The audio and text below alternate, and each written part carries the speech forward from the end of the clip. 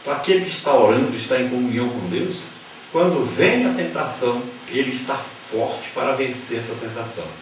Ele está capacitado a vencer essa tentação.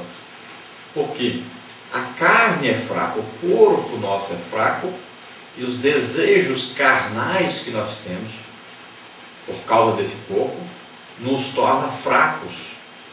Então, o que vai fazer que nós tenhamos forças para vencer esse desejo carnal, esse corpo que só deseja as coisas da terra e não as coisas do céu? Então, sempre nós devemos estar jejuando para vencer a carne, devemos estar lendo, estudando a palavra de Deus para fortalecermos a nossa alma, e devemos estar sempre orando, porque a oração nos liga ao Pai, nos liga a Deus, nos faz fortes espiritualmente. Então, 3 coisas. A carne e o corpo se combate com jejum. A alma, que vai combater essa parte carnal, esse desejo carnal, deve ser alimentada com a Bíblia, porque a Bíblia ensina a verdade, a Bíblia condena o pecado, e a Bíblia nos ensina como vencer esse pecado. E orando nos vai tornar cada vez mais ligados a Deus, íntimos de Deus, fortes espiritualmente, para vencermos as tentações que vêm através de demônios e através do mundo e as suas concupiscências. Então nós devemos estar sempre prontos para a luta do dia a dia, a guerra que nós temos no nosso dia a dia. E sempre essa guerra vai ter a ver com carne e espírito. É uma luta da carne contra o espírito contra a carne. O espírito nos levando para Deus, a carne nos afastando de Deus.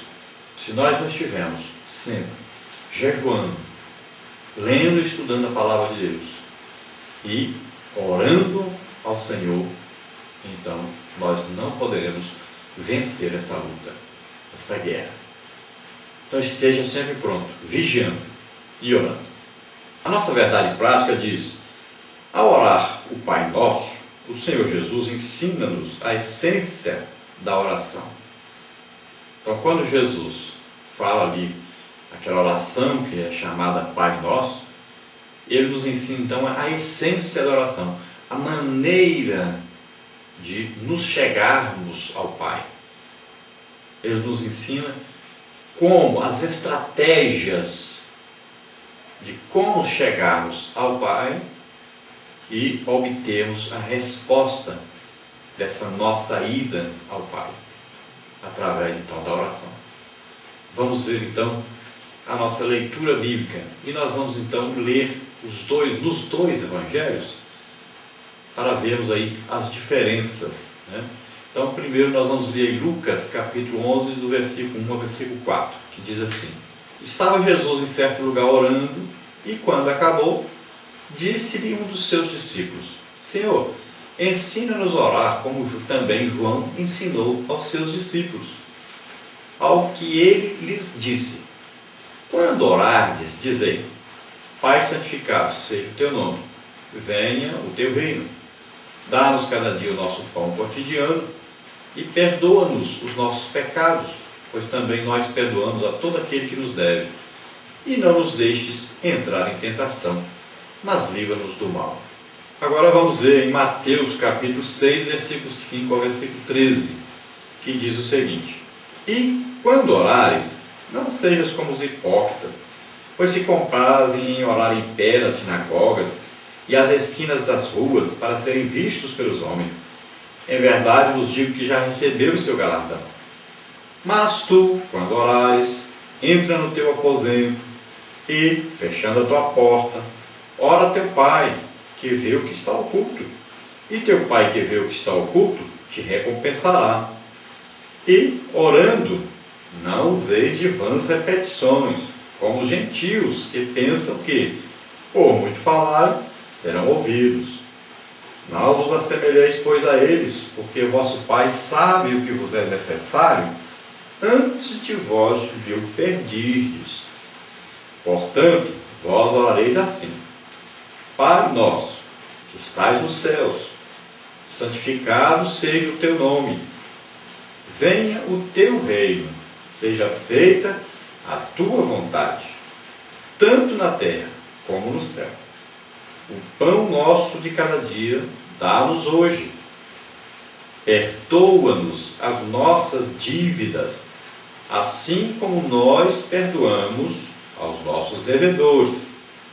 E não nos induzas à tentação, mas livra-nos do mal, porque teu é o reino, e o poder, e a glória para sempre. Amém. Glória a Deus. Então, vamos ver detalhadamente aí, e se você viu aí a diferença em Lucas, usando outras palavras, Mateus, outras palavras. E Jesus, então, antes de ensinar, antes de falar aí a maneira como orar, ele fala coisas interessantes. Ele diz: olha, quando orares, então, quando você decidir fazer uma oração, não sejas como os hipócritas. Então existe aí a oração dos hipócritas. São o quê?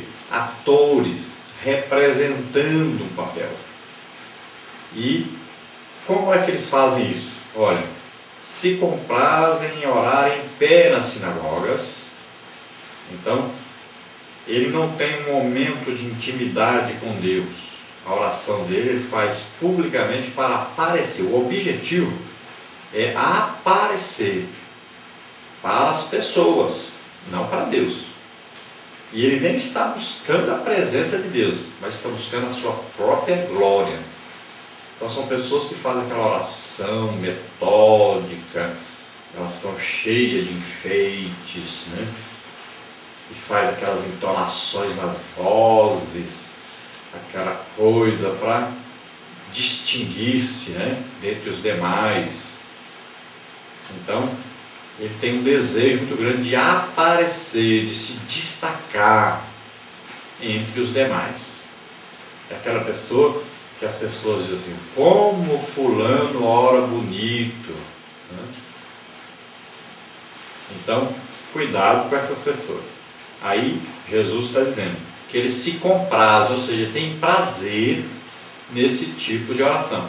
Então, tanto nas sinagogas como nas ruas, eles fazem esse tipo de oração para se destacarem perante as pessoas, para terem a admiração das pessoas, nunca visando a comunhão com Deus ou buscar a presença de Deus, mas sempre se destacarem em si próprios.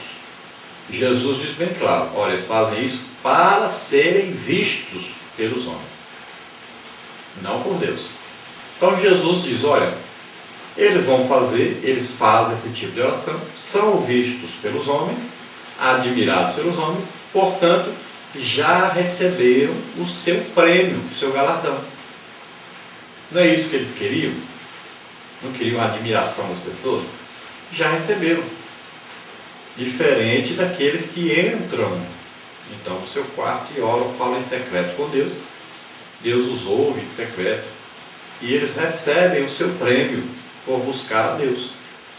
Diferente desses que recebem o prêmio com a admiração das pessoas, recebem o prêmio aqui na terra, no céu não receberam nada. Então vamos continuar vendo. Então Jesus aconselha e ele diz: olha, esse tipo de oração que eu estou falando, que é a melhor, a mais importante. Então quando você entrar no seu quarto, quando você tiver aí um local onde você vai e fecha a porta, é você e Deus que vão falar agora. É intimidade. Não é para ninguém estar perto, não é para ninguém ouvir. Por que isso? Porque aí você vai poder falar o que está lá no íntimo seu. Você vai poder contar todos os seus segredos. Que eu sempre ensino e eu digo: é a hora de você fofocar. Você gosta de falar da vida alheia? Gosta de fofocar? Então agora é hora de fofocar. Deus gosta de fofoqueiro e de fofoqueira, sabia? Nessa hora você entra para dentro do teu quarto, fecha a porta e fofoque tudo a seu respeito para Deus. Fale tudo. Diga o que você anda falando errado, o que você anda pensando errado, o que você anda com o desejo de fazer e que é errado.